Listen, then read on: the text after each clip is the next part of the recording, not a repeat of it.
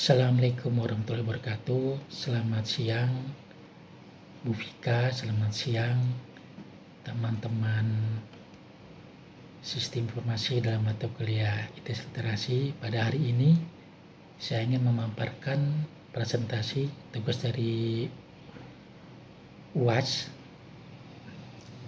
dan pada hari ini saya ingin memaparkan tentang hasil akhir dari proyek pelatihan desain grafis untuk meningkatkan keterampilan penyandang disabilitas di bidang TIK. Baik, akan saya mulai. Jadi pelatihan TIK ini dengan judul hasil akhir pelaksanaan proyek model pelatihan TIK desain grafis bagi penyandang disabilitas, disusun oleh saya Teguh Himawan, Prodi SI PJJ Sistem Informasi, NIM 23010100299 dalam mata kuliah LTC Literasi. Rehabilitasi vokasional bertujuan untuk kesetaraan. Rehabilitasi vokasional memiliki tujuan akhir untuk memastikan bahwa penyandang disabilitas dapat setara dengan masyarakat normal dalam pengurusan teknologi, bahkan dapat lebih unggul dalam beberapa aspek. Identifikasi masalah atau objek. Langkah pertama dalam prosedur kerja adalah mengidentifikasi suatu masalah atau objek yang ada. Hal ini penting untuk mengetahui kebutuhan mitra dan memastikan bahwa desain yang dibuat relevan dan sesuai dengan konteks yang ada. Metode pendekatan. Pendekatan untuk penyandang disabilitas dibagi menjadi 4. Yang pertama, diskusi mengenai permasalahan penyanderaan pengetahuan. Pelaksana bersama mitra berdiskusi tentang tantangan yang dihadapi oleh penyandang disabilitas dan bicara dalam mengakses pengetahuan dan teknologi multimedia. Tujuannya adalah untuk menciptakan solusi yang dapat membantu mereka dalam mengoperasikan teknologi sebagai bagian dari kebutuhan informasi. Yang kedua, unsur dalam desain grafis. Desain grafis melibatkan unsur-unsur dasar seperti shape, form, tekstur, garis, ruang, dan warna. Pemahaman tentang unsur-unsur ini penting untuk menciptakan desain yang efektif dan menarik bagi pengguna. Yang ketiga, teknik multimedia dan komputer yang diajarkan. Pelaksana membekali mitra dengan teknik-teknik yang meliputi merancang grafis, pemanfaatan program komputer desain grafis, editing gambar, penyimpanan file, dan percetakan hasil desain. Ini memberikan keterampilan praktis yang dapat diterapkan dalam konteks sehari-hari. Kemudian yang keempat, evaluasi hasil produksi. Mitra berpartisipasi dalam proses evaluasi hasil yang diproduksi oleh pelaksana. Ini menciptakan umpan balik yang konstruktif untuk meningkatkan kualitas dan efektivitas dari desain yang dihasilkan. Pelaksanaan kegiatan, proses pelatihan dan evaluasi desain grafis. Pelatihan pertemuan pertama. Pada pertemuan pertama, pelaksanaan kegiatan memberikan penjelasan mengenai teknik-teknik desain grafis yang relevan dan aplikasinya dalam masyarakat. Ini mencakup contoh-contoh konkret untuk memberikan gambaran yang jelas kepada peserta. Praktik kelompok. Peserta pelatihan dibagi menjadi 5 kelompok untuk melaksanakan praktik. Pembagian ini bertujuan untuk mendorong kolaborasi dan penerapan teori yang telah diajarkan. Kemudian evaluasi pertemuan kedua. Di pertemuan kedua, pelaksana dan peserta melakukan evaluasi terhadap tugas yang diberikan hasil desain dari masing-masing kelompok ditampilkan dalam monitor untuk dibahas bersama. Penggunaan printer. Setelah evaluasi, hasil desain yang telah diperbaiki dicetak menggunakan printer. Ini memberikan peserta kesempatan untuk melihat hasil kerja mereka dalam format fisik. Praktek program desain grafis. Selanjutnya, peserta diajak untuk melakukan praktek penggunaan program komputer desain grafis. Ini penting untuk membekali mereka dengan keterampilan teknis yang dibutuhkan. Presentasi hasil desain. Hasil desain yang dikerjakan oleh peserta ditampilkan menggunakan LCD proyektor. Ini adalah kesempatan untuk mendapatkan umpan balik langsung dari pelaksana dan peserta lainnya. Hasil dan pembahasan. Analisis hasil kegiatan pengaduan kepada masyarakat. Yang pertama, persiapan kegiatan. Kegiatan dimulai dengan persiapan berupa survei lokasi serta perencanaan pelaksanaan pelatihan untuk penyandang disabilitas tunawicara di Pantai Sosial Bina Rungu Wicara Evatan Naibunat Kupang.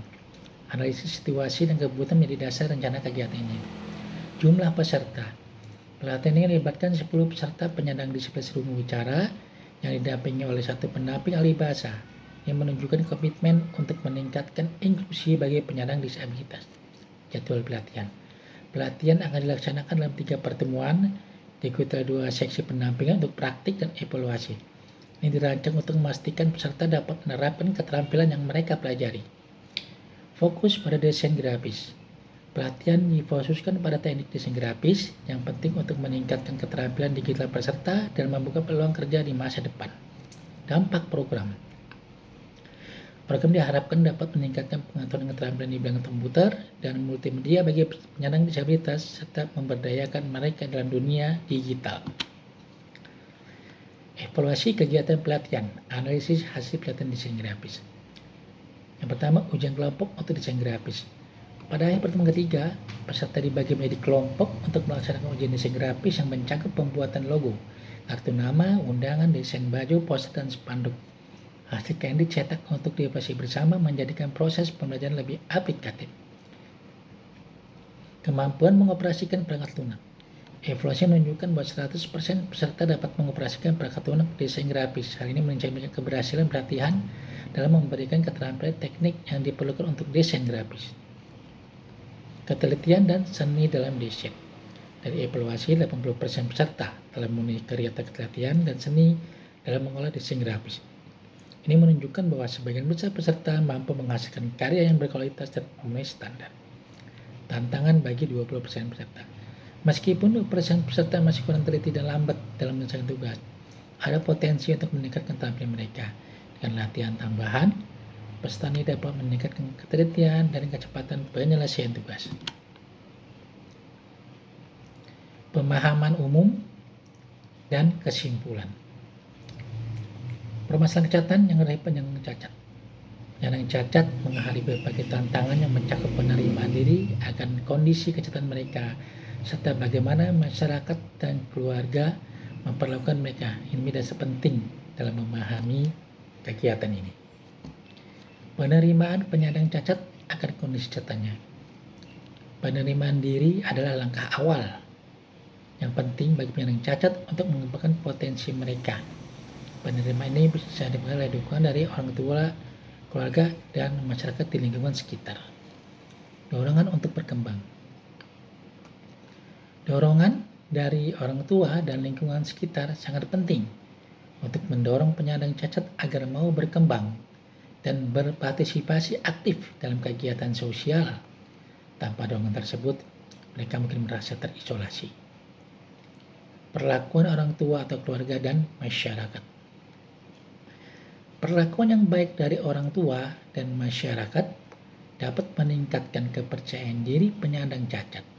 Sebaliknya, perlakuan diskriminatif dapat menimbulkan dampak negatif bagi perkembangan psikologis mereka. Ketersediaan sarana dan prasarana. Fasilitas yang ramah bagi penyandang cacat sangat penting untuk mendukung aktivitas sehari-hari mereka. Ketersediaan aksesibilitas di tempat umum berkontribusi pada kemandirian penyandang cacat. Distribusi kecerdasan anak tunarungu. Anak tunarungu memiliki distribusi kecerdasan yang tidak berbeda jauh dengan anak normal. Hal ini menunjukkan bahwa dengan metode pengajaran yang tepat, mereka dapat mencapai potensi akademis yang sama. Hambatan dalam penyelesaian tugas-tugas intelektual. Hambatan dalam menyelesaikan tugas-tugas intelektual bagi anak tunarungu seringkali disebabkan oleh kurangnya dorongan dan dukungan yang tepat dari orang tua serta kurang efektivitas dalam dorongan dari masyarakat sekitar. Terima kasih. Demikianlah paparan tugas UAS saya dalam mata kuliah LCT Literasi ini, dan selanjutnya saya ucapkan terima kasih. Assalamualaikum warahmatullahi wabarakatuh.